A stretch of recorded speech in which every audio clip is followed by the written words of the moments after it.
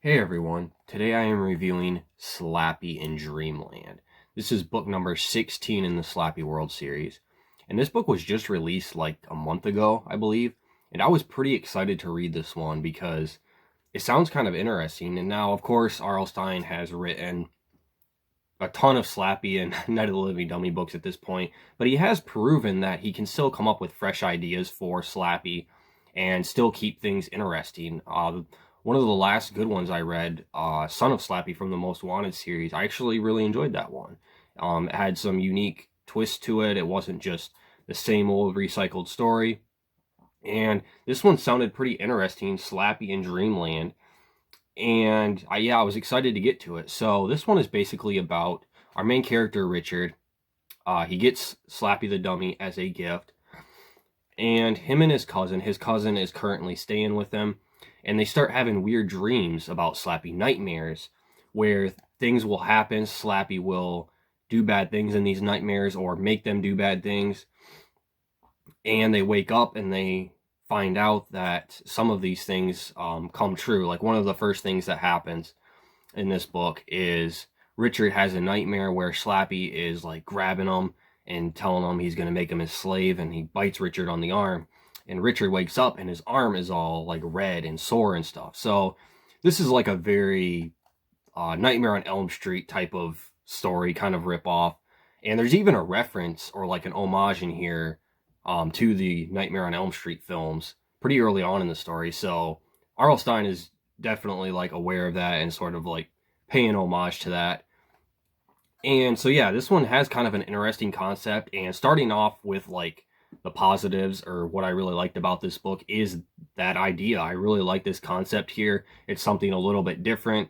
Slappy the villain is basically going after these kids in their dreams. He's not really alive in the physical sense like he is in the past Night of the Living Dummy books. So this one does take a little bit of a different turn than usual. It's not the exact same recycled Night of the Living Dummy book we've seen 100 times.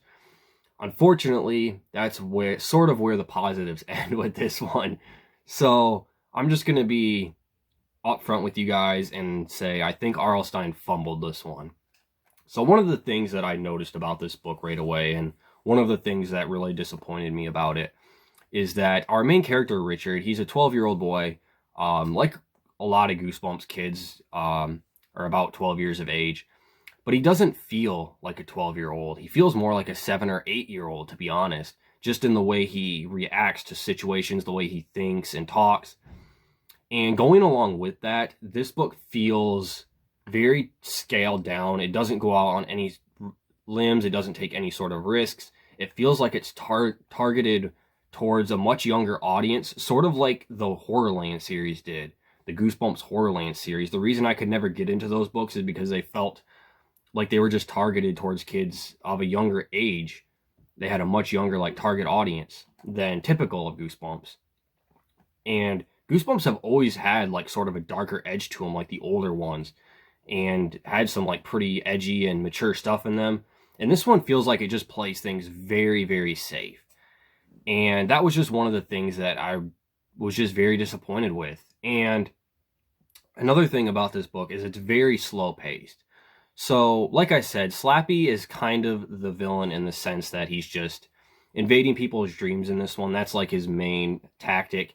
He doesn't really come alive necessarily in like the more traditional sense. And these dreams just sort of just keep happening. This book is pretty much just an bunch of dream sequences, just sort of one after the next. And things never really escalate or get super crazy in here. And by the time we get close to the end of the story, there's not really any sort of climax. There is one event that Slappy uses to lead the kids, the main character and like his classmates and stuff, into like physical danger. But it's over very quickly and nothing really comes of it. And there's not really any sort of real climax to this story. And it just feels like it was just building up so slowly, and then we get to the end, and there's really not much there. And then the resolution comes. Richard comes up on spur of the moment, just comes up with an idea on how to stop Slappy, how to get him out of his dreams, and him and his cousin, and how to just get rid of him. And it all happens within like the very last chapter. It's just like a very spur of the moment thing. And it's just a very just oddly paced book. And then of course we get a twist ending, going along, following upon that resolution. And it just, I don't know. R.L. Stine fumbled this one, guys. I was really disappointed with it. Now, I don't think this is the worst Slappy book or SlappyWorld book in the series, but I do think it's the most disappointing one because I had higher expectations for it. I really thought I was going to enjoy this one. Like I said, it has kind of a cool concept, and the potential is here for R.L. Stine to have done something really cool with this idea, but he just didn't. It wasn't very well executed. He didn't take this idea very far. One of the main plot points in this book is that Richard's mother is some kind of doctor. I forget like what her job title is, but basically she watches people sleep. She like hooks them up to sleep machines with the electrodes and everything.